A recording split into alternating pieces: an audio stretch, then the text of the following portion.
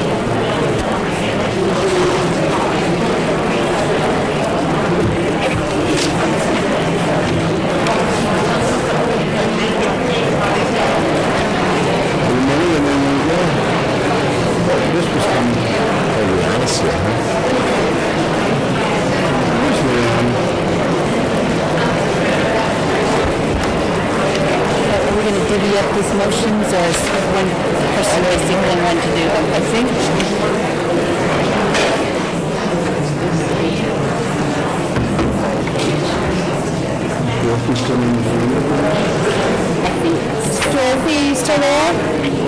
Yeah. Okay, we're just getting set.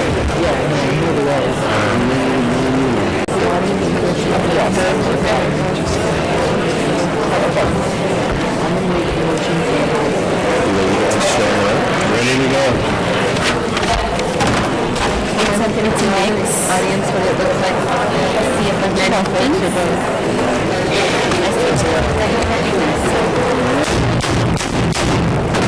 I call this meeting to order at 7:06 p.m. Could you please rise for the Pledge of Allegiance? I pledge allegiance to the flag of the United States of America and to the republic for which it stands, one nation, under God, indivisible, with liberty and justice for all. Thank you. Per policy BDA, which is the school committee organizational meeting, myself as the superintendent of schools has called this meeting to order to allow for the election of a new chair who will then preside over the remainder of this meeting. Before that occurs, I must note that due to geographical distance pursuant to Commonwealth of Massachusetts Regulation 940-290.10, subsection 5, subsection E,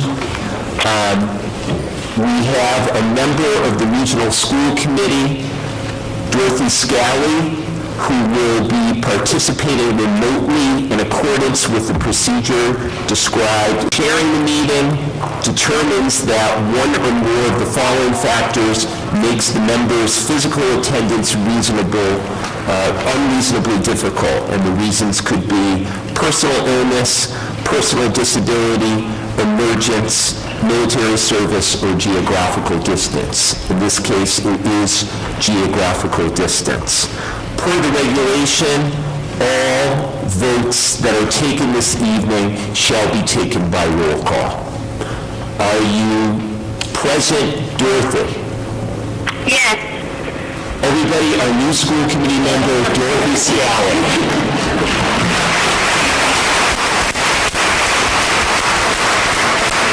Welcome, Dorothy, and feel the love. So as our first agenda... Yes, I'm here. Okay. I just would like to take a moment and just thank everybody for their vote being elected as a new school committee member. Lot of nodding. Okay, as our first action, I will take a motion for the election of a new chair of the Regional School Committee. I make a motion to nominate Phil Dezetter as the chair of the Mendon-Upton Regional School Committee. I second that. So we have a motion for Phil Dezetter, made by Lee Martin, seconded by Tana Django, to nominate Phil Dezetter as chairperson. Do we have a vote? By roll call, please. Aye. Aye. Dorothy? Yes, Congratulations, Mr. Chair. Thank you.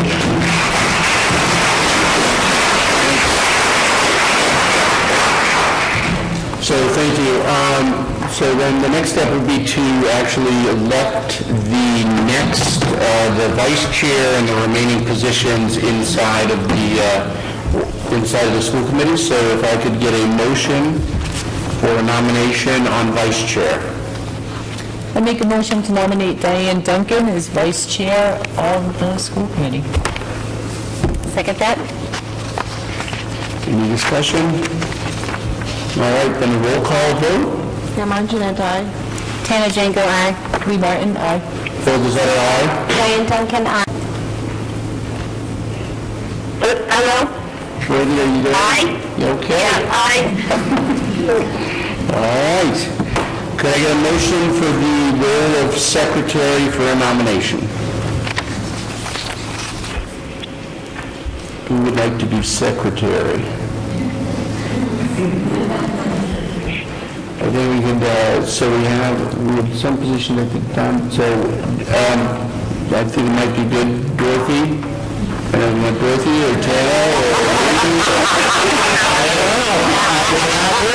I would say, just from my brief 4-year experience, it's typically the newest member of the school committee is secretary. Excuse me. Second. roll call vote? Tana Jango, aye. Lee Martin, aye. Phil Desoto, aye. Diane Duncan, aye. Dorothy, you're next. Look at that. Poor Dorothy. You can see the excitement in her voice. The TAP library trustee is the next role, which is normally a person from Mendon for the TAF library. I make a motion to nominate Lee Martin as the TAF Library Trustee. Second. Second. All right, roll call vote. Tana Jango, aye. Lee Martin, aye. Phil Desoto, aye. Diane Duncan, aye. And Dorothy. Representative, and this is an Upton position. So I'll nominate Tana Jango for the Ristine Fund. Second. All right. Then a roll call vote. Tana Jango, aye. Lee Martin, aye. Phil Desoto, aye. Diane Duncan, aye. And Dorothy. George Kelly, aye. All right.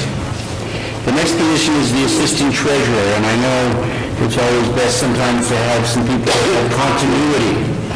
So I know Pam, you were this last year for the last term. It would be great, if somebody could nominate Pam for this term. I make a motion to nominate Pam Angeline as assistant treasurer. I second that. All right. Aye. Phil Desoto, aye. Diane Duncan, aye. And Dorothy. George Kelly, aye. All right. The next position is the treasurer position, and this has been a position that Joe Lakeview has been playing for us, and I think it makes sense for him to continue to do that. So I would make a motion to nominate Joe Lakeview as the treasurer. Second. Roll call vote. Tana Jango, aye. Lee Martin, aye. Phil Desoto, aye. Diane Duncan, aye. And Dorothy. George Kelly, aye. The next position is the clerk to the school committee. Kelly is doing such a wonderful job that we can nominate. To nominate Kelly McElworth as clerk to the school committee. Second.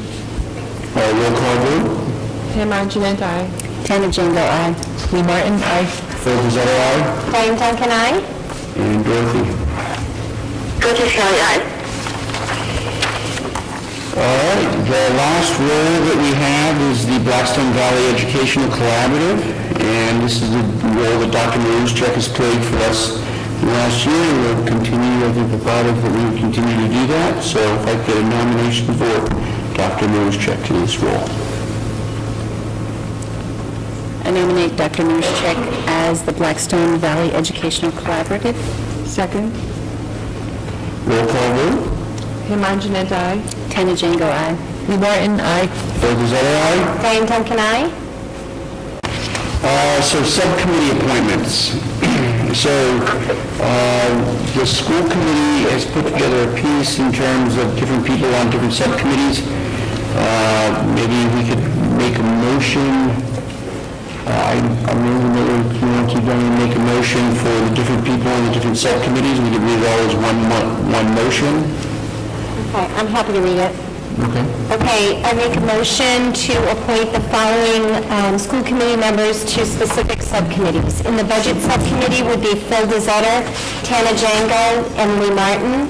Under policy subcommittee would be Pam Angeline, Lee Martin, and Dorothy Scally. Under negotiation subcommittee would be Phil Desoto, Diane Duncan, and Pam Angeline.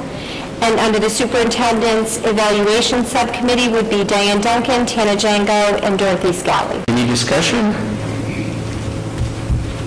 All right, a roll call vote. Pam Anjanette, aye. Tana Jango, aye. Lee Martin, aye. Phil Bezetta, aye. Diane Duncan, aye. And Dorothy? Joseph Kelly, aye. Okay. So going back to the agenda, I know we moved one piece around. I need if I get a motion to actually approve the agenda. Make a motion to approve the agenda. Second. All right, all those in favor? We need a roll call vote. Pam Anjanette, aye. Tana Jango, aye. Lee Martin, aye. Phil Bezetta, aye. Diane Duncan, aye. And Dorothy? Joseph Kelly, aye. Perfect. And now, the meeting minutes for April 27th, I need a motion to approve the open session minutes for that meeting. 2015. Second. Any discussion? Okay, seeing none. Could I have a roll call vote? Pam Anjanette, aye. Tana Jango, aye. Lee Martin, aye. Phil, is that an aye? Diane Duncan, aye. And Joseph Kelly, aye. All right, perfect.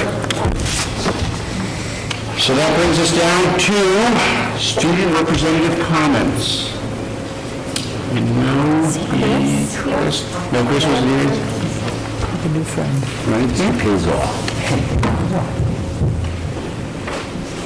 Hello everyone, I'm Max Spillway. I'm filling for Chris Bechara tonight. He could not make it.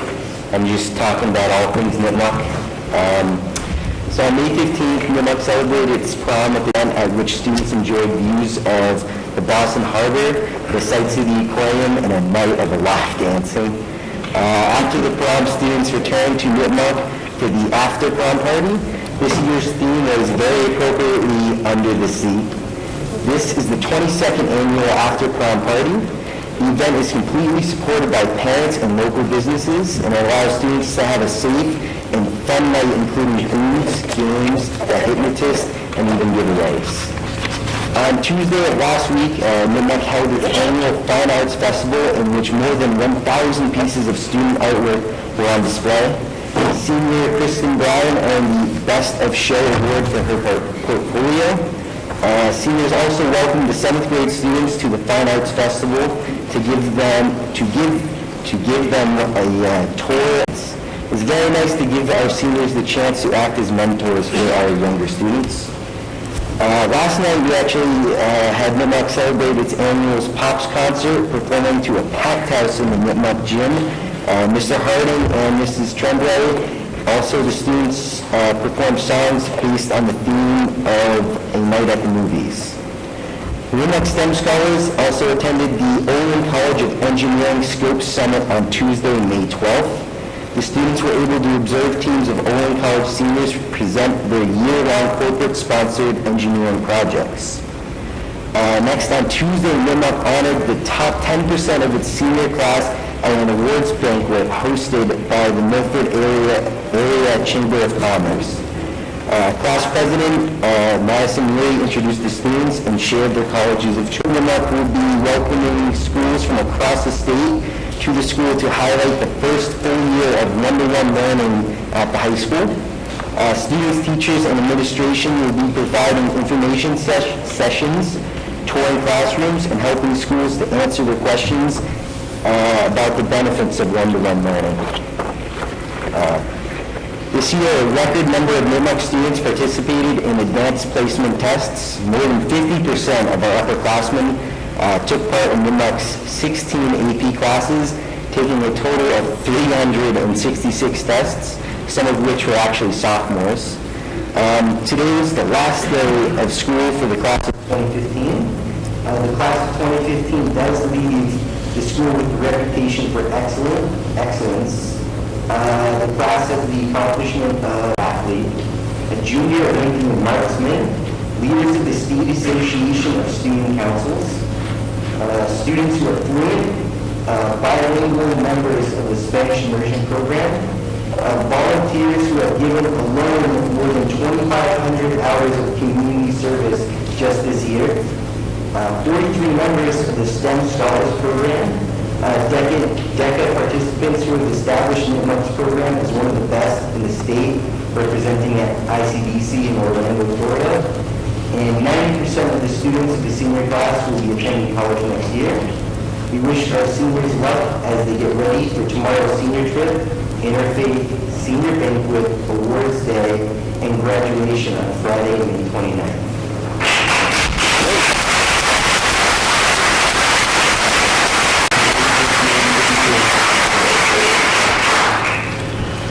So, without much further ado, that was great. Very busy end of year always, and the senior class going out, and the new, we call it freshman class coming in is always a new and a big thing. So, I realize I think most people are here for probably our next agenda item. While I think, well, maybe some people came here for subcommittee reorganization. All right, so what we're going to do in the next section in new business, Dr. Moschek is actually going to give a presentation first in terms of it's just a discussion on the minimum budget and cuts, executed implications for programming for the 15-16 year.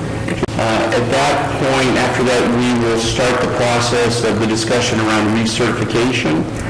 And what I'd like to do, I know there are a lot of people here, people want to say different things, there's different groups. What maybe we could do is prior to that discussion, we might move and have the community comments. So speakers that refer to that, and maybe we can start with any town elected officials from either town who wanted to say something first. And then we would go to the open public. And I'd like to be able to get through everybody who wants to say something and make a point. I would just ask two things. One, keep it direct and on topic. And the second thing is be respectful. I know there are differing opinions. I know there's a diverse group here. It's great to see that. But I think I just want to make sure that things stay at the respectful level. Without further ado, I'll turn it over to Dr. Moschek. Thank you. Some of the things that I'm going to cover tonight, particularly the beginning part, I've covered in our open budget hearing back on March 16th. I've covered at the level of discussions with both the Mendon-Upton FinCom. And as we do every 4 to 6 weeks, the multi-board, which is a structure that's been in place for the last 4 years, where it's a meeting of the Board of Selectmen, the Regional School Committee, and our two towns FinComs. I've covered a lot of this, but I'm delighted to see so many of our parents, so many of our staff members. So I'm going to try to explain a lot of these pieces in manner, particularly for you non-math and science people, okay? I will do my absolute best. But I think the big thing that we have to start with is what is the status update with regard to next year's budget, particularly in the light of passage of an override from Upton and failure of the override in Mendon. Where we are is we have to assume the absolute minimum budget, because keep in mind the budget that was certified back on March 16th was predicated on successful passage of overrides by both communities. So as a result, we have to go what I will refer to as the minimum budget, which the assumption are two communities in lieu of not having an override from both. I don't know if everybody got one, they were out front. I'm going to be alluding to a funding sheet that is multicolored. It's got blue and gray and yellow on it. And it kind of breaks down our funding into our major funding streams. State aid, what we get from our two towns, Mendon and Upton, and school district receipts as well. So I'm going to kind of allude to that and specifically talk about things. But our minimum budget, because of set of circumstances with cuts in state aid and also not being able to access district resources, a reduction of next year's budget of as you can see the number there, approximately $620,000. So in real dollars, it would be less than our current operational budget. So really going on the predication that we need, we're going to have a less budget to to meet that figure, about $1.5 million worth of cuts have to be exercised. And unfortunately, that process began today with our certified staff. So keep in mind, so therefore, cuts must be executed from the FY16 budget.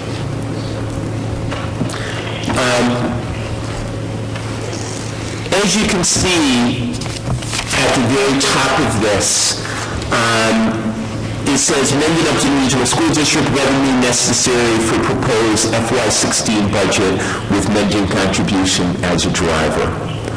I want to kind of give a background of a funding formula, at least at the local level, or the mechanism that has been in place for some time. I can say, for my 4 years as superintendent, the mechanism has been, the town of Mendon has said, what we can afford is to give an increase of one heavy limit and one half of new receipts.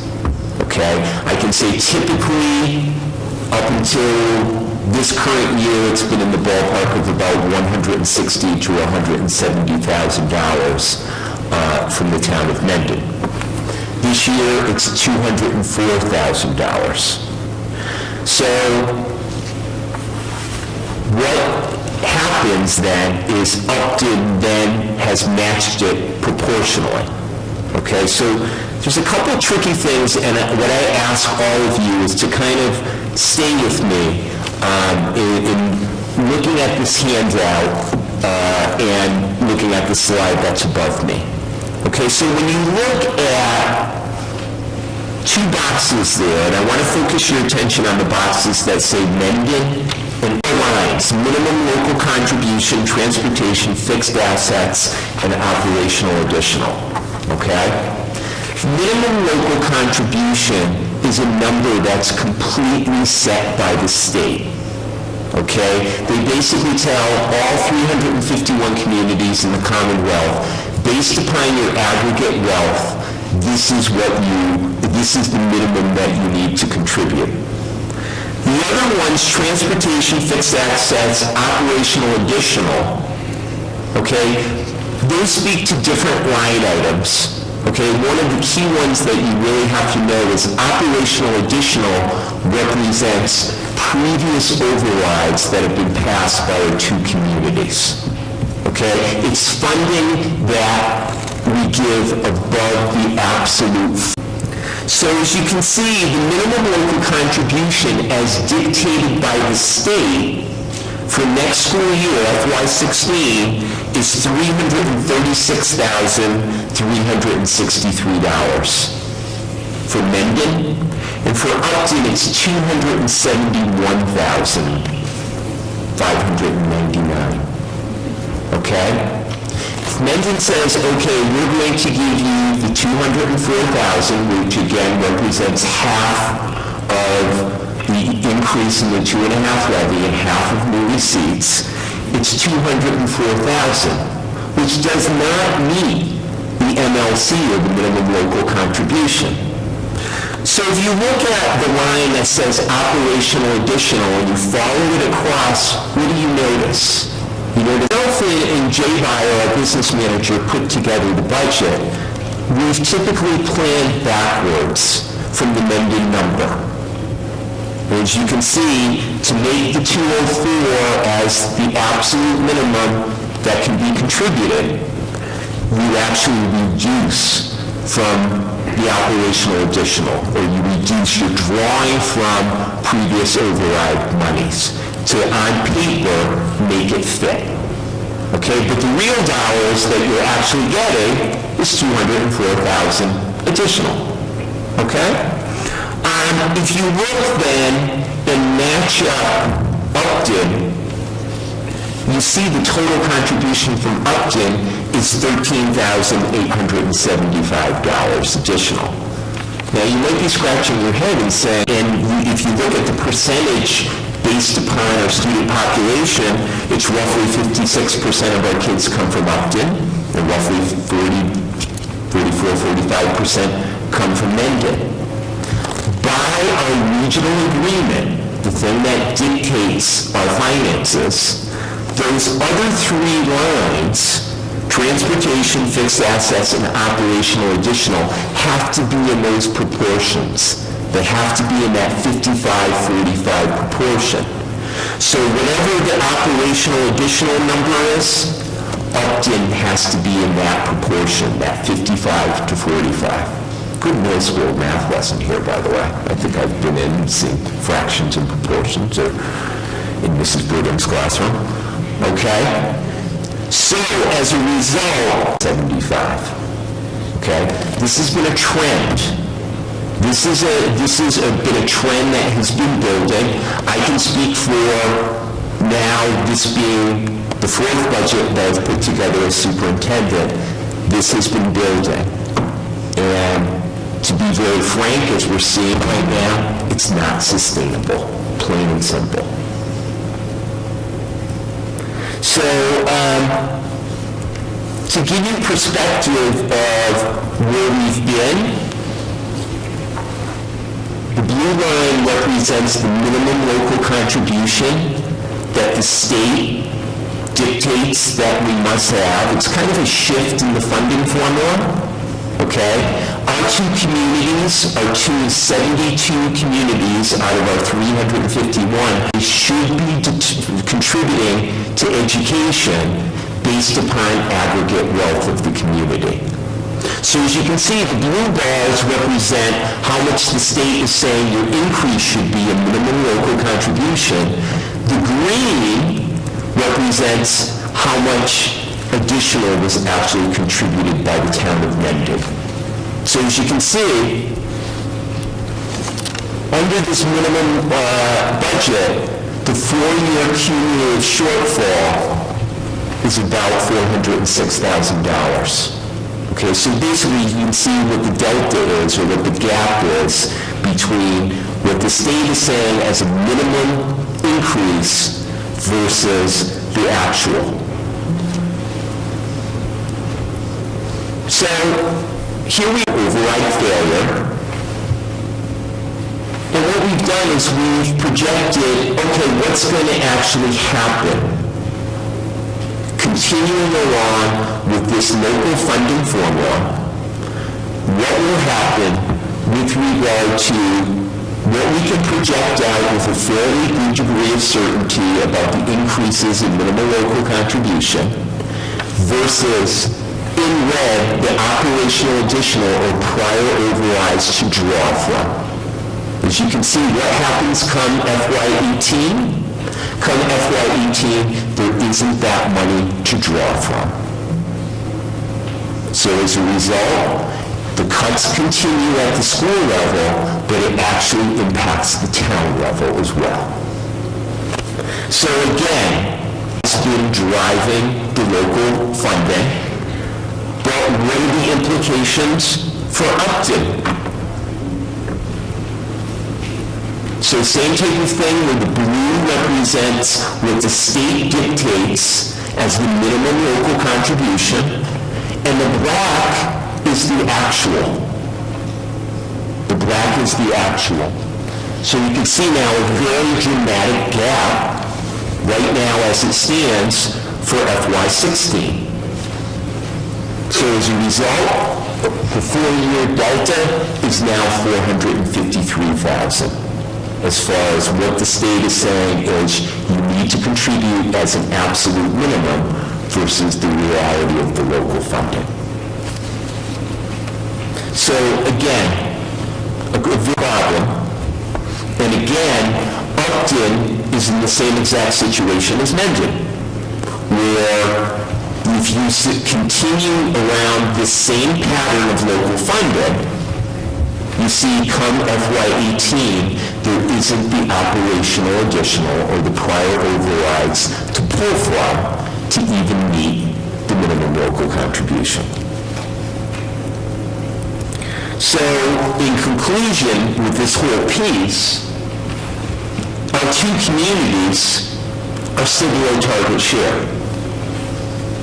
Okay, for this current fiscal year, they're in the ballpark of about 8% below what they should be contributing. Okay, again, drawing from operational additional to meet that MLC, next year they're probably, but again, FY18 is the year where you can't draw from it anymore. In my humble opinion, the way that we've been going, where we've been allowing one community to dictate the funding, and it's not a mutual joint conversation, is a problem. And quite frankly, it's not sustainable. And what are we looking at? We're looking at, and I will discuss this now, unfortunately, is we're looking at quite a few cuts. Quite a few cuts to make that 1.5 million. And part of the downward spiral is, if this is not addressed, and this is not addressed and more cuts will be made FY17, FY18. And like I said, once you reach the point to FY18, you're also looking at cuts on the town side. So I'd like to cover now what has been done again to make those 1.5 million in cuts to meet this minimum budget that you have as a handout in front of you. So $305,000 have been made to individual line items. So essentially, with the exception of some line items where you're forced to have some increases, like those have either been level funded or cut. What we've done is we've typically had a lease for all of our PCs that are used for students, but are also used in classrooms. I'm sure every classroom teacher has a PC, or in our offices and so on. What we've done is we are not rolling over that lease with Hewlett-Packard. This is the end on June 30th of a 4-year lease. We've decided to buy them out instead. That saves $60,000. We're looking at consolidating a bus route that we've identified in Mendon. We're looking to cut athletics. Unfortunately, I can say on my watch, we've made a considerable amount of money for athletics, and now I believe it's about $200,000, a hair under $200,000, but we're looking to make a cut there. And as I said, if you were to sum all of our supply lines that we've either level funded or made cuts in conjunction from input from our principals, that's another $97,000. So for a grand total of $305,000. As far as our staffing, the cuts that were implemented today with regard to our certified staff is as follows. At the elementary level, both Memorial and Clough, we've one special educator and one technology teacher between the two elementary schools. At the middle school, 3 classroom teachers, 2 special educators, and 1 full-time wellness teacher, PE and health. At the high school, it's been 1 English teacher, 1 social studies teacher, a part-time 0.6 FTE science teacher, 1 business education teacher, one full-time technology integration teacher who actually does a lot of work at the high school, but also here at NISCA, and 2/10 of a music teacher. Provide specialized services to children. They've been reduced by 2/10 a physical therapist and by 4/10 our occupational therapist, and a grand total district-wide of 10 paraprofessional positions. This would be people who work as aides in classrooms, special education aides, or ABA techs. So when you put this together, as far as total staffing reductions, it's a hair under 20 teaching positions, or 19.8. It's 0.6 reductions in our special education related staff, and the 10.4 FTEs, or full-time equivalent, reductions. So looking at that,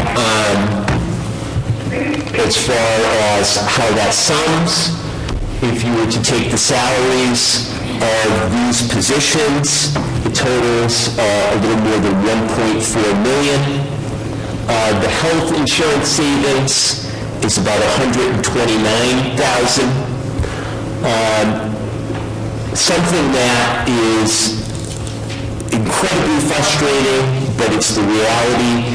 The district must budget for the maximum liability as far as unemployment insurance, which is 50% of the individual salary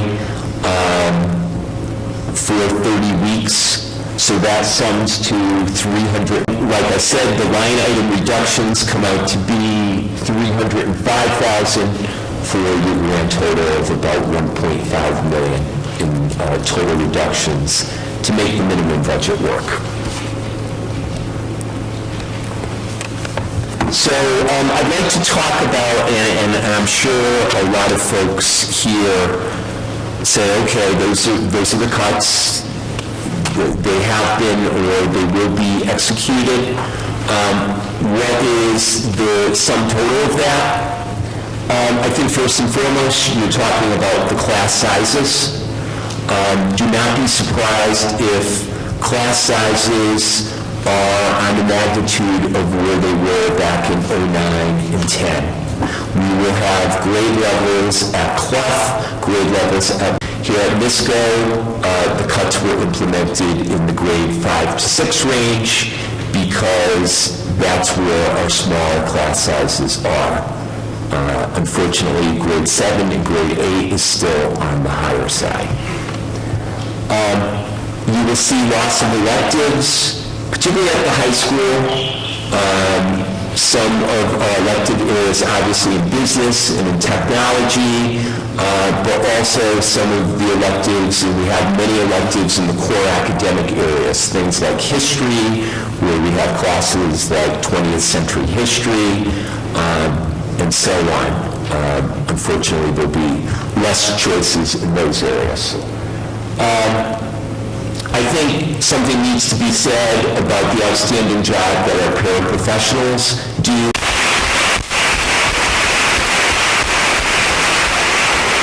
They are always an extra help with a set of hands. They're always another set of ears. They work with kids that have substantial needs, but quite frankly, they work with all kids. And the work that they do, just like our teachers, is nothing short of fabulous every single day. One of the cuts that has been implemented has been to the kindergarten position in the Spanish immersion program at Clough. So unfortunately, we will be looking at a consolidation of that program. Obviously, with the cut in athletics, it will be a commensurate increase in our progress in lowering them. Again, not to the point where they need to be, but unfortunately I see an increase in costs probably at least at a minimum of the magnitude of about $50 to $75 per sport. Something that I think is important too, and I've had a few parents and a few staff members ask me about this. Mr. Clements, the principal of the high school, has an obligation as a member principal of NEASC. NEASC is the New England Association of Schools and Colleges, which is the major accreditation agency for our 6-state region. With any type of upon the school's academic, co-curricular, or extracurricular life, he has to file within 60 days something known as a substantive change form. And it comes straight from something known as the substantive change policy, which basically states that principals and member schools must report to the Commission on Public Secondary Schools within 60 days of occurrence any substantive change which has a negative impact on the school's abilities to meet any of the committee's standards for accreditation. And it lists a series of bullet points which would qualify for substantive change, including significantly decreased funding within the district, cuts in the number of support staff working with all students and those with significant needs, and also already at 325, 375, and 425 for user fees for something like a sport in itself is already inordinate, in addition to obviously more cuts and therefore that number going north. So that needs to be John. John has a responsibility to do that, but unfortunately the timing is not very good. If you were part of my, or you witnessed my budget presentation, one of our fixed costs in our budget for next year is the fact that Nipmuc is up for its 10-year reaccreditation visit. So for a week in November, I believe it's the first week of November, John, we will have a team of 50 Nipmuc for a full week to assess the school's adherence to the 7 standards for accreditation.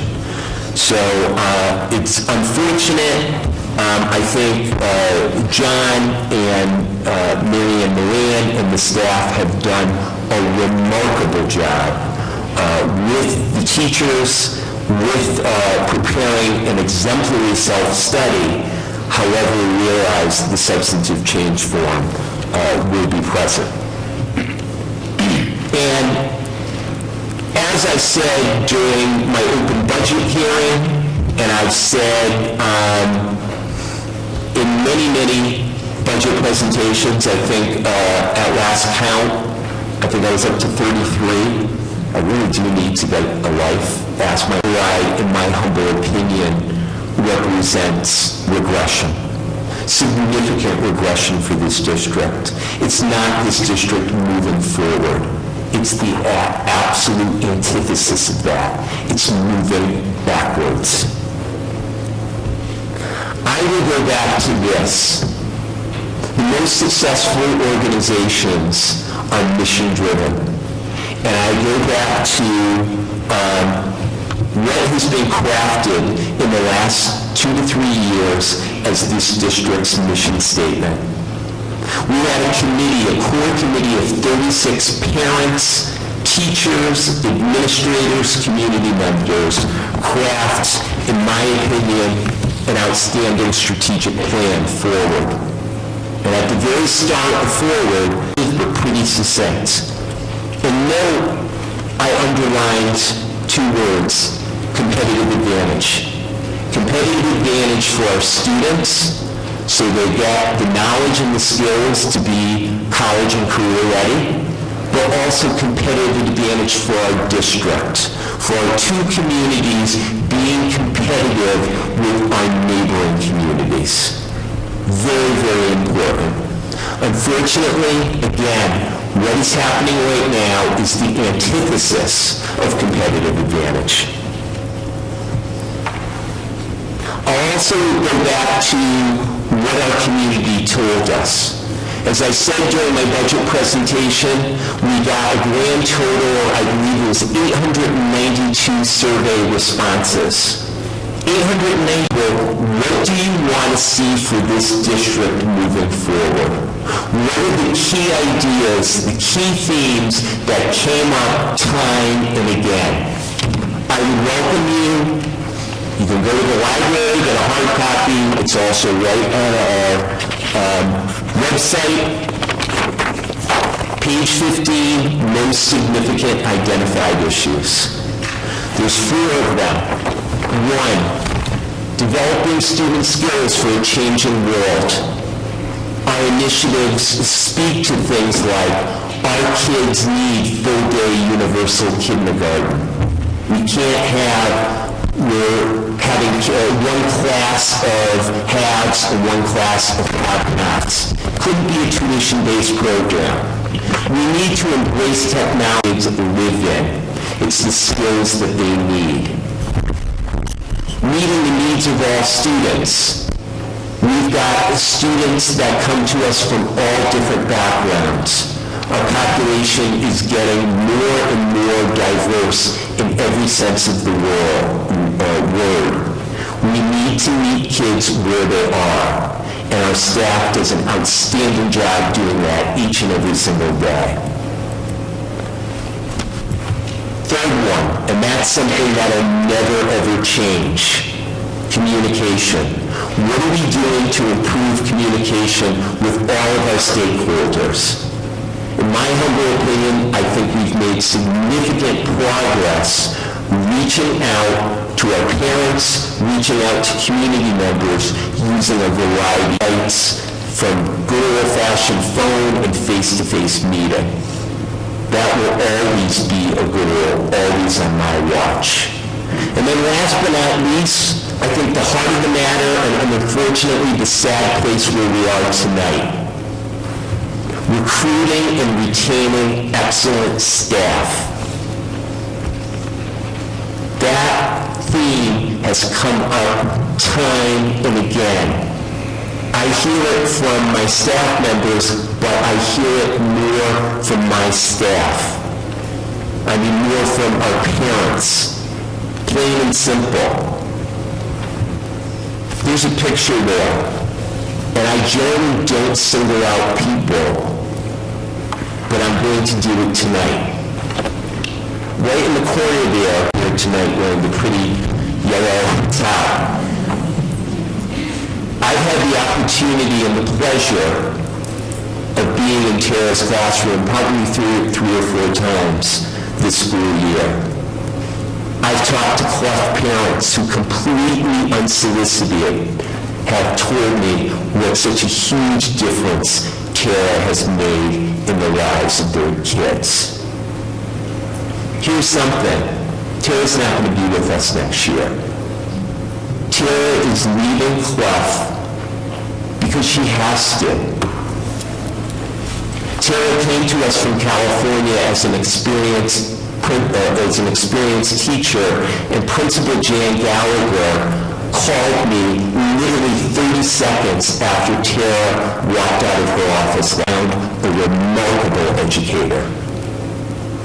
Unfortunately, Tara's not the only individual in our district that's been in this situation. I'm happy on a personal level that Tara is on her feet. Delighted. I am angry, I am depressed that my district is losing a remarkable educator. And this, unfortunately, has happened way too frequently. Not only in the Clough community, but all 4 of our schools. And again, what is happening now is antithetical to a major idea, a major recurring theme that is in our 5-year strategic plan, which really represents the will of all of our stakeholders.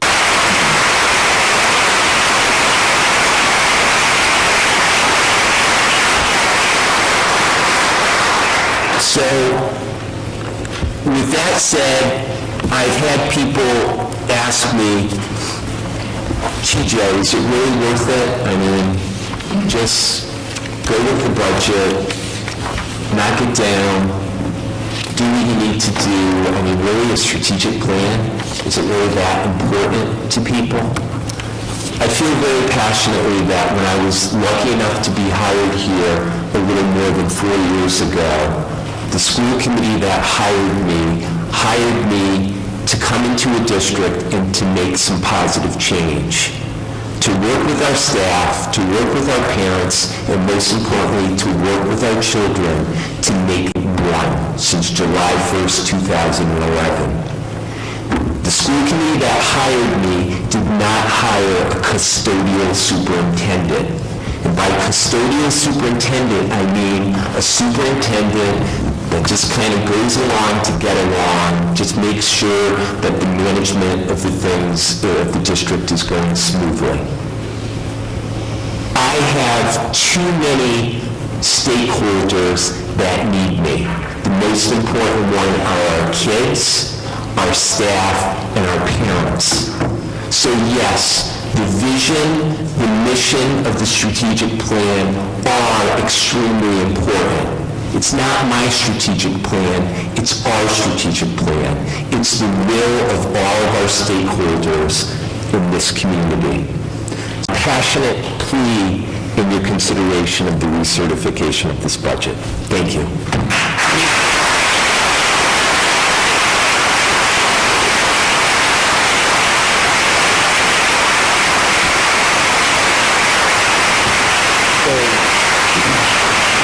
So, thank you, Dr. Moorestruck. So prior to the school committee discussing this, we'd like to open the floor up to public comment. Maybe it's first, I don't know if the elected officials who want to say anything first, and then the floor for the parents, and then the school committee will start to discuss it. We both have microphones, so if you want to say something, I would just ask that you come down, state your name, what town you're from, and then go from there.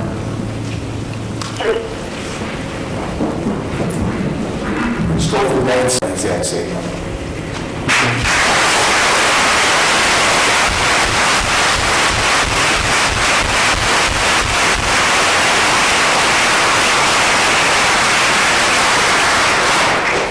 Anyone else?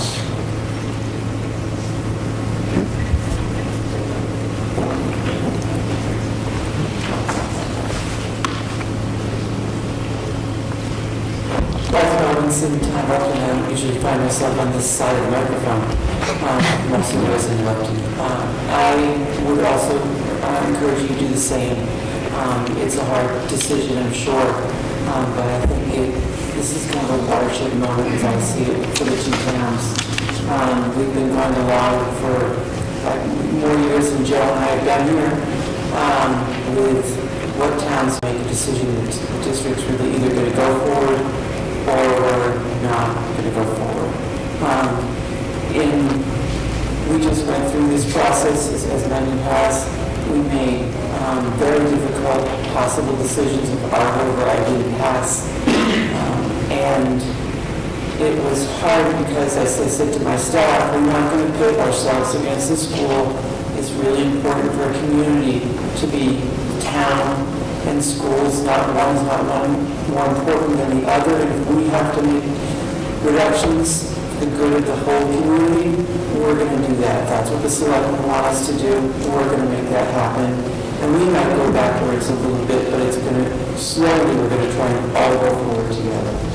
I can't imagine asking voters to go through this whole process and recertify the budget, and if we have to even go to a larger meeting after that to make a decision to go forward. If that's what all voters want, I would really like to see that happen for the good of all of our students, all of our community, both towns together.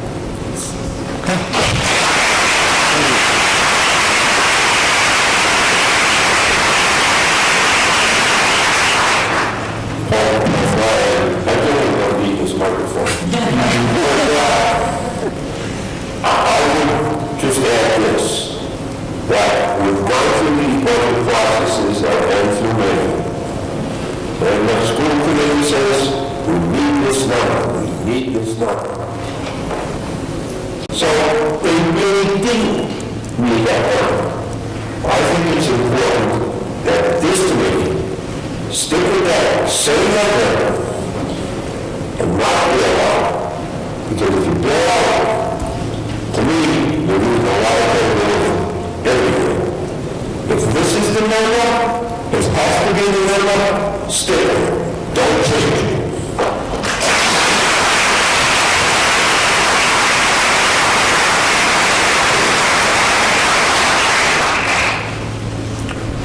Anyone else? Elected, public, either, or?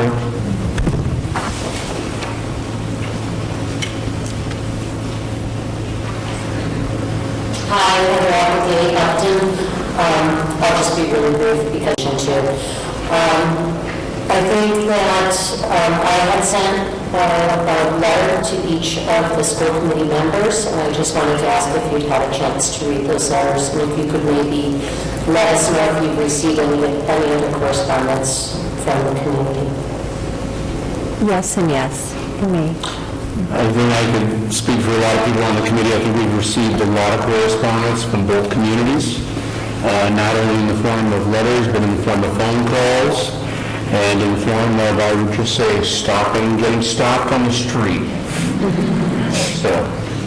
Okay, so I just wanted to reiterate as well, please do stay with the budget you've requested. I think it's a solid budget. Obviously, it's been very carefully planned and well thought out. I'm sorry that you're in the situation of support to pass the override in London, but I do hope we stay with the budget and we continue to move forward. Thank you.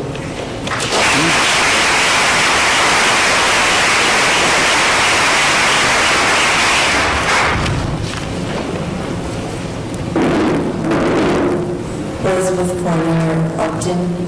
I too wrote a letter, email to each of the school committee members, and along with Heather, I would like you to recertify the same budget that you certified on March 16th. I think that it was a budget that you spent a lot of time on, and everything was taken into consideration. It was well thought out, and it was very clear where the drivers, was clear where there were deficits, where we weren't receiving, we were receiving less funding from the state. So it was a very clear budget and very well thought out. So I really would hope that you can stay with this budget because it's what we need to keep with the strategic plan, as Dr. Lewis-Check said. And anything less would be moving backwards, and we lived through that, moving backwards. And it wasn't pretty, and it wasn't, I moved out of the district when we moved backwards. I moved my children out of the district, so I don't want to go through that again with the same budget, and see if we can keep the progress moving forward and have this be something that, we get used to. That we get used to the fact that we need to contribute more as towns. We need to contribute more to the school system.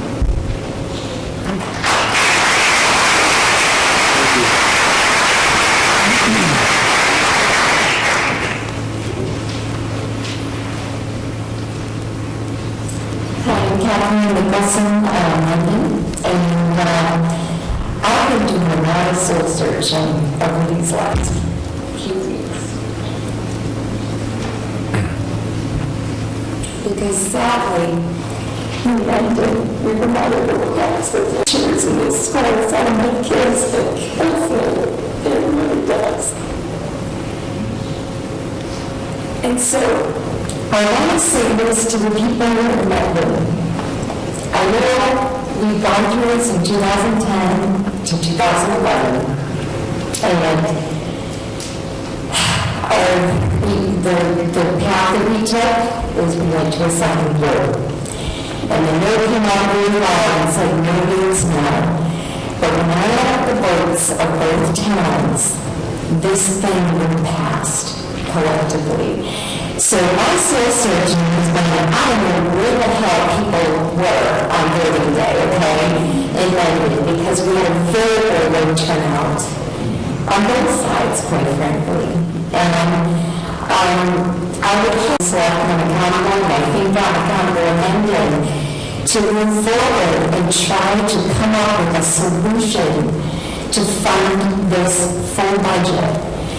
And I would hope that in Mendon, would mean yes, because collectively this thing would have passed with the yes votes. So I would also recommend that you stick to the plan. It's a well-thought-out plan that will sustain us for a long time. And in my opinion, this is a course correction that has needed to take place since 2010. It's a course correction. It is about our community. It's not just about the school. It's about our town and our services. And I would hate to see anybody putting, town versus school at all, because that's not the district. And I would hope that if you give us a second chance in Mendon, that we'll pass this thing.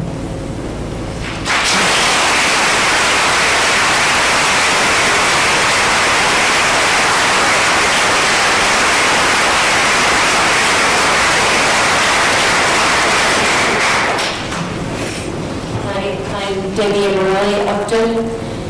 Usually when I attend these meetings, I swear I'm not going to speak, and then something rises up and I have to speak.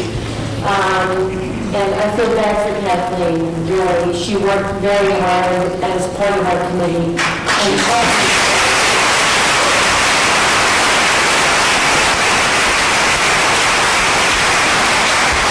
devastated, as you can see, and it's just sad.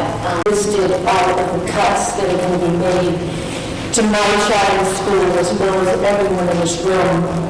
And we've had 4 or 5 people talk already that are pro-budget, and I also would urge you to continue to that with this current budget. But all of the board members from the town of Mendon in this room are now under their seats and they're not going to speak. And I want to challenge you to get up here and speak and tell us why you voted no. And I want to know, because I don't think, we spent hours trying to figure out why these people voted no. And I want to challenge those voters in Mendon to get up here and explain why you voted no, so we can hear it. Not if they say, I don't mean it in a confrontational way, just angry. But I want to be done with you. Please, come up here.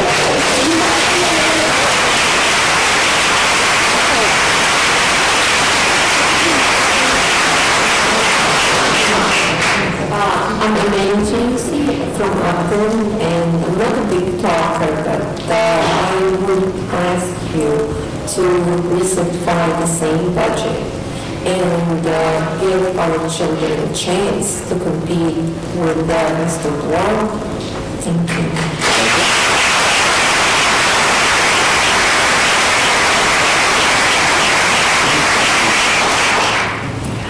I also don't speak at these meetings. Vicki or somebody, Mendon as well, and I stood behind. I have young children in this district. I love Clough. I've been so impressed with the education here. Dr. Mursteck is a wonderful leader to have behind our schools, and I really hope that you'll please cut the budget as it is. I don't know what we need to do in Mendon, but I am going to continue to work with Kathleen and the rest of that committee and make it happen. Thank you.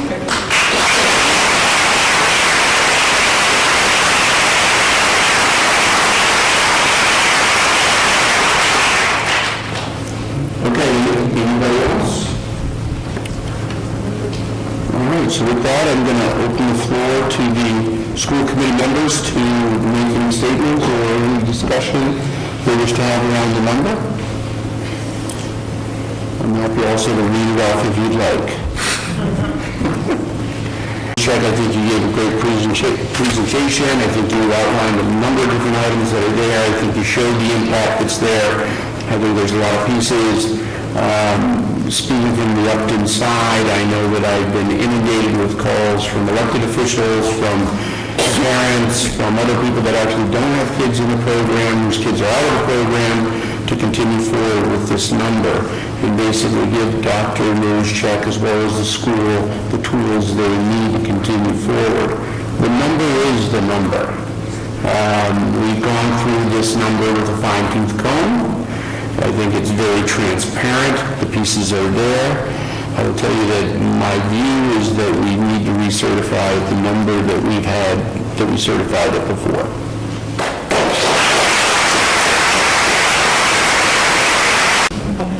So my feeling is that what this cycle that we seem to be in, that we devastate our schools, and then we slowly build them back up, and then we devastate them again, and we slowly build them back up, we can't continue to do. We keep losing quality teachers. We lose continuity for our students. We have staff that come into our schools each year and have to learn the ropes. Instead of focusing on their students and knowing the curriculum and knowing where they're going, they have to learn everything else and start from scratch again. It's not a great way to run schools. It's not a great way to educate kids. Our kids spend a lot of time in the schools. This plan was put together with a lot of thought, a lot of effort. It came from a lot of different stakeholders. It is the right direction to go in. 4 years ago, when they devastated message, to actually have a vision and have a plan and work towards it, which I think we've been doing, we need to continue that momentum. I think it's really important that we don't take a big step backwards. And one thing that I keep coming back to is our per pupil expenditure is low. We are a little above 12,000, and it puts us in the bottom 28% of the state on how much we spend per student here. Even with implementing this plan, it doesn't gain us a ton. We are not the Ritz-Carlton of school systems here. We are just trying to build a quality school system, and I think our kids deserve that, and I think my job as an advocate for kids is to make sure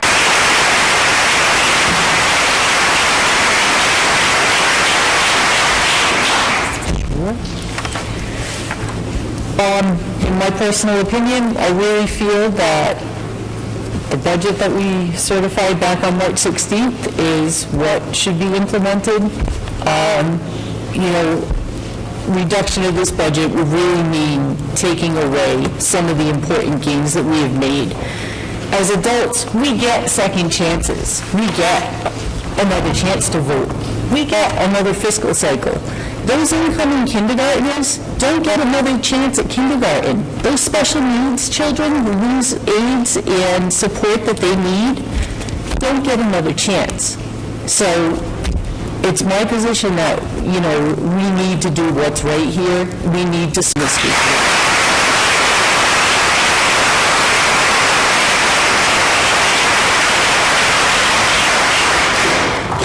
children and students are our most precious commodity, and I get a little emotional too because they are so precious. We have 13 years to provide them a solid education. And 13 years is not a long time. And we need to be doing the very best that we can for our students to provide them the highest quality education possible to make them competitive in the greater world. And I support this budget.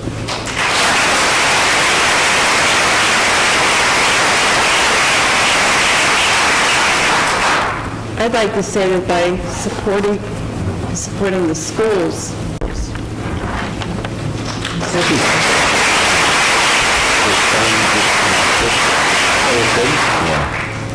Hold on a minute, we have a technical glitch. We need to do you remember? I do, actually. I do it all. Yes.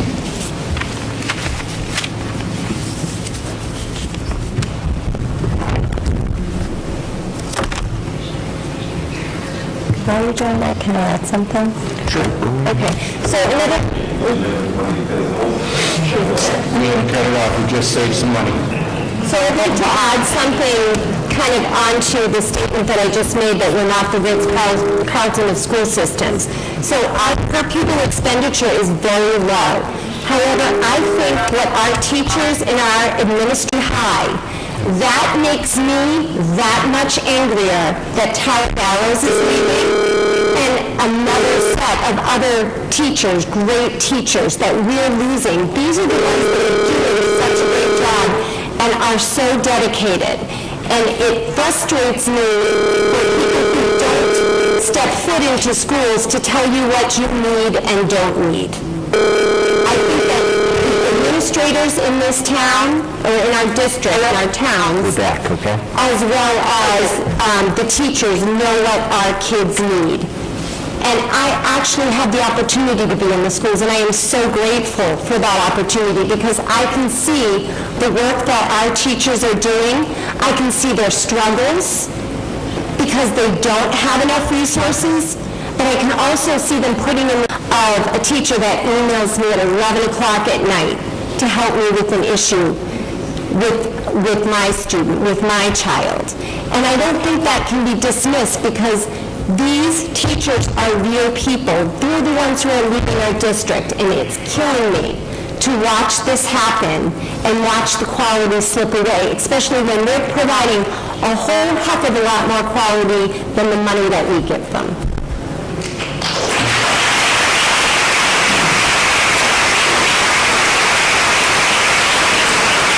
Thank you. I don't know, Dorothy, I know you're on the phone, I don't know if you wanted to say something, or you wanted to add anything to the discussion. I think you've heard different parts of it, but I also know it's over the phone, and I know how it is to be on that end. Yes? I just didn't know if you wanted to say anything from your point of view in terms of the budget amount and what number we should be recertifying at. I didn't hear part of the conversation, but my feeling still hasn't changed. I think that we need to move our district forward. I think we need to support our children and our teachers, and I personally feel that we need to recertify the budget at the same amount. Okay.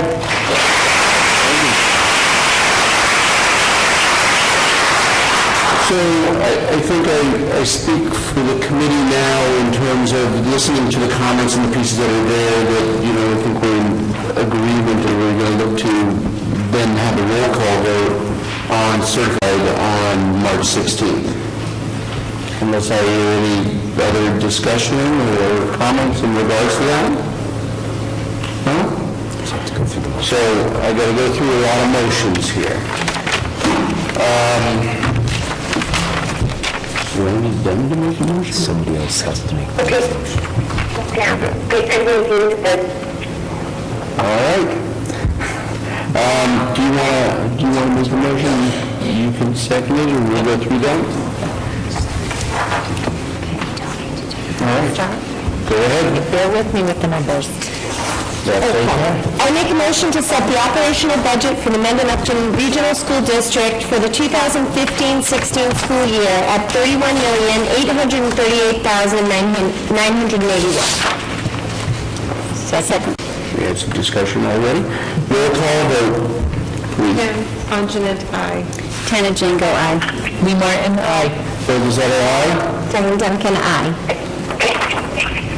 I make a motion... Sorry, Dorothy. Dorothy, we need your roll call vote. Aye. Okay. I make a motion to assess the town of Mendon $8,491,632 that consists of its minimum local contribution of $5,971,725, non-discretionary charges of $829,189, and discretionary charges of $1,690,718. Second. Aye. Lee Martin, aye. Bill Zeta, aye. Diane Duncan, aye. Dorothy? Dorothy Skelly, aye. Okay. I make a motion to assess the town of Upton $10,050,285 that consists of its minimum local contribution of $6,935,338, non-discretionary charges of $1,024,990, and discretionary charges of $2,089,957. Second. Roll call vote. Pam Anjanette, aye. Tana Jango, aye. Lee Martin, aye. Phil Desotter, aye. Diane Duncan, aye. Dorothy Skelly, aye. I make a motion to appropriate $12,697,106 in Chapter 70 funds, $764,469 in regional transportation reimbursement, with an offsetting charter school tuition charge of negative $187,511. Second. Roll call vote. Pam Anjanette, aye. Tana Jango, aye. Lee Martin, aye. Phil Desotter, aye. Diane Duncan, aye. Dorothy Skelly, aye. I make a motion to appropriate $600,000 from the following school district accounts to apply against the 2015-16 school year operating budget. $75,000 vision and sped tuition program, $25,000 from Medicaid reimbursement, $150,000 from revolving funds, $350,000 from excess and deficiency. Pam Anjanette, aye. Tana Jango, aye. Lee Martin, aye. Phil Desotter, aye. Diane Duncan, aye. Dorothy Skelly, aye. I make a motion for the town of Mendon, $365,911, in the town of Upton, $450,868, for their share of the capital assessment on the Nipmuc High School Misco Hill renovation refunded bond dated March 15th, 2005, which is outside the 2.5 levy limit. Second. Roll call vote. Pam Anjanette, aye. Tana Jango, aye. Lee Martin, aye. Phil Desotter, aye. Diane Duncan, aye. Dorothy Skelly, aye. So hold on. So we don't need to do the remaining? This has already been approved in both towns, so, well, actually, you guys haven't voted yet, right? Okay, so keep going. I make a motion to assess the town of Mendon $356,870, in the town of Upton $469,130 for their share of the capital assessment on the Clough Memorial refunded bond dated June 13th, 2014, which is outside the 2.5 levy limit. Second. Roll call vote. Pam Anjanette, aye. Tana Jango, aye. Lee Martin, aye. Phil Desotter, aye. Diane Duncan, aye. Dorothy Skelly, aye. I make a motion to assess the town of Mendon $75,734 and the town of Upton $88,009 for their share of the capital assessment on the Misco Hill Green Repair Bond dated June 13th, 2014, which is outside the 2.5 levy limit. Second. Roll call vote. Phil Desotter, aye. Diane Duncan, aye. Dorothy Skelly, aye. Excellent. On that, we've passed all the motions for the recertification. I would like to take a minute because Diane meeting all of those and getting all those numbers right without a mistake is excellent. So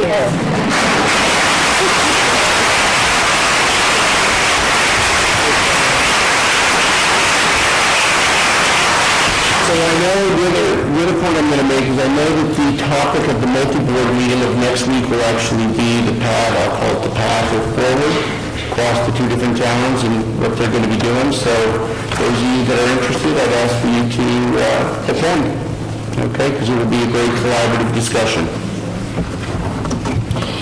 So on that note, do we have any more community comments? We're meeting this next Wednesday night as well. Okay. The Upton Finance Committee is meeting next Wednesday night, so that's another fun-filled meeting. Can you just clarify what is the multi-board meeting and where is it held? The multi-board meeting is a meeting that is a joint town meeting between the FinComs, the Selectmen, and the school committee. It's going to be held in the Nipmuc Professional Development Center is normally where it's held. And Mr. Schofield, Selectman Schofield is actually the chair of that committee right now. Yes? I just want to say quickly, anybody from Mendon here, we're having a Mendon Board of Selectmen meeting on Tuesday, and the multi-board meeting on Wednesday, so you may want to come to that meeting if you're Mendon. Great. 7 o'clock. 7 o'clock. Tuesday at 7. The Tuesday is the Selectmen meeting in Mendon, Wednesday is the FinCom meeting in Upton, and Thursday will be the multi-board meeting. Wednesday is the multi-board meeting? Oh, Wednesday is the multi-board meeting. At 7. Yes. It is. It's on the town websites.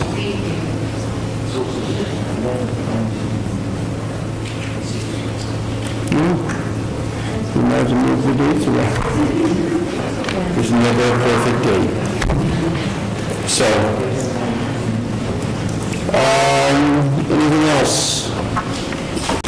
Everybody here to do is to talk to each other, to talk to other parents in your classrooms, to talk to people in the community, and start the buzz going. I think it's really important. I found when I was trying to get information out to the public that people were somewhat closed off to it or maybe too busy sometimes, and I just kind of want to say it in a public venue, to not be afraid to talk to people on the baseball fields. Like, just bring up the topic and not let it be taboo to talk politics and to talk about our schools. Like, I think it's really important that we involve all of our parents if we want this to happen.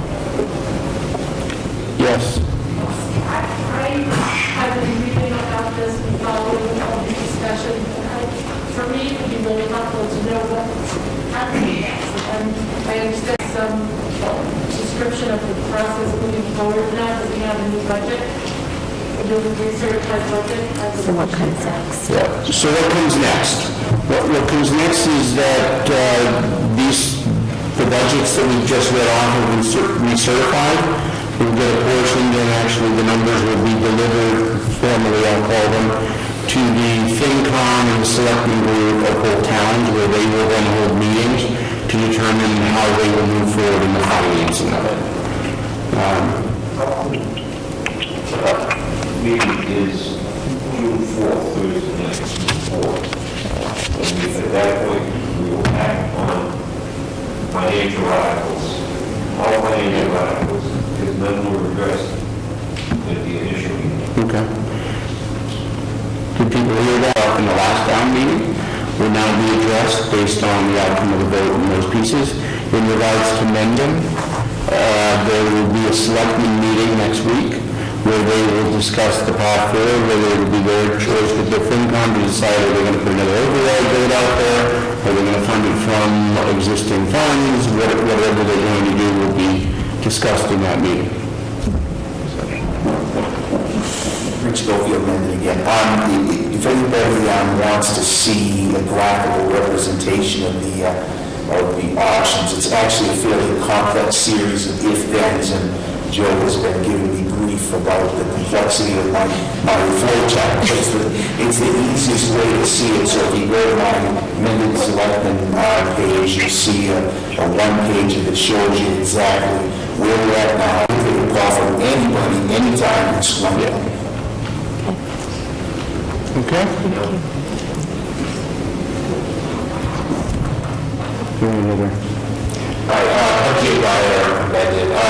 There will be a special town meeting on June 24th, probably in this building, and my guess is that some form or fashion of this budget will be acted on at that night. So mark the calendar. I know it's a fun night to come to a town meeting, June 24th. Is that right, Rich? Yeah. So thanks. So there is a ballot committee called Forward 15. You can find us at forward15.org. And on our website, we keep a calendar, which we keep up with all of the town meetings.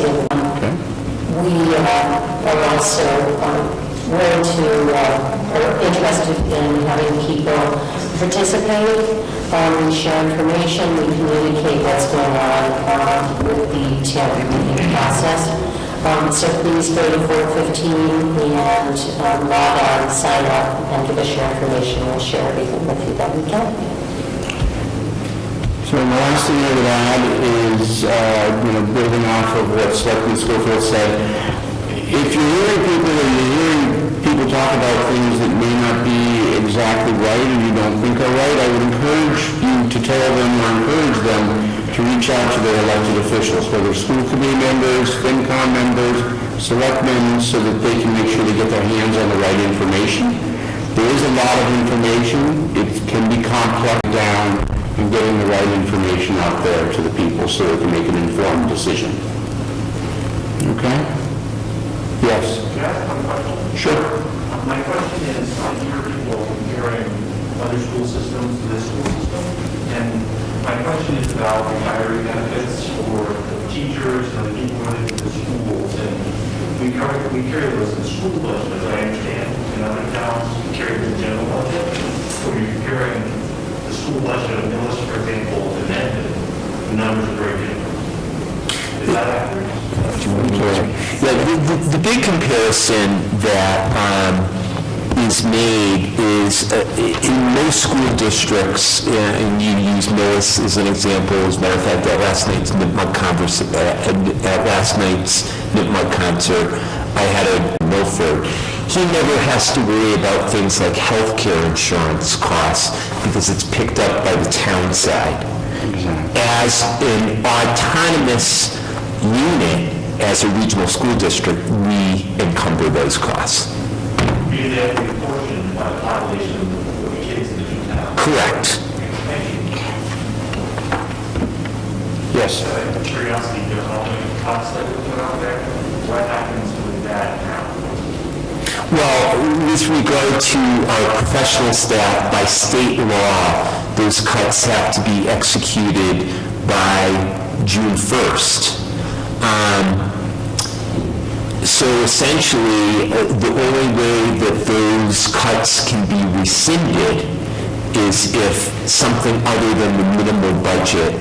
Which won't happen But I think, let me add to this, because I think part of your question is, okay, if all those cuts have to happen on June 1st, what happens if the budget is getting approved after June 1st, which is the logical question. So the thing is that by state law, all the notifications and all the cuts will have to be made by June 1st. So once we get final budget numbers and once we get final, pieces on what towns, will be able to afford, and as we run through the cycle of funding in both sides, we will, then be able to act upon that budget once we get full commitment from both towns. Okay? And as Rick said, it is fairly complex. He has a flow chart out there. It's a pretty good flow chart. It's better than one I put together, so I'll say that. The Regional Teachers Association, Tara, as well as many other active teachers sitting here will tell you that we don't want to lose our talent. They're inspirational, their energy energizes us and brings so much life into what we do as educators. But in good conscience, in the meantime, we will write recommendations for them. We'll coach them through interviews. We want these young educators to land on their feet. So in the meantime, we will lose educators. Tara was accepted a position in another district, and I'm assuming that many of our very talented educators will also do the same. These cuts start June 1st or September? The cuts are made in June 1st, and people will continue on through the end of the school year next year. Okay? Other questions, thoughts? Okay. Then back to the one more. Kathleen, no?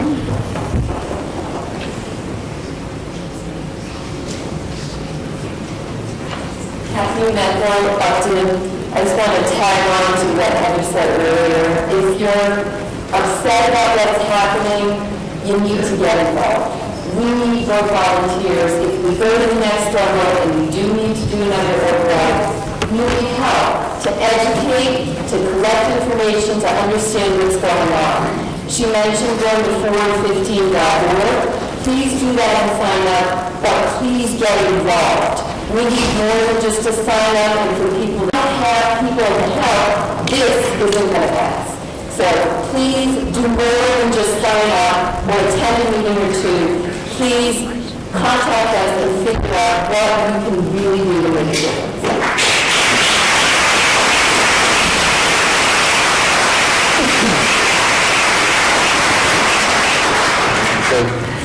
On that, I'm going to move on to the next topics.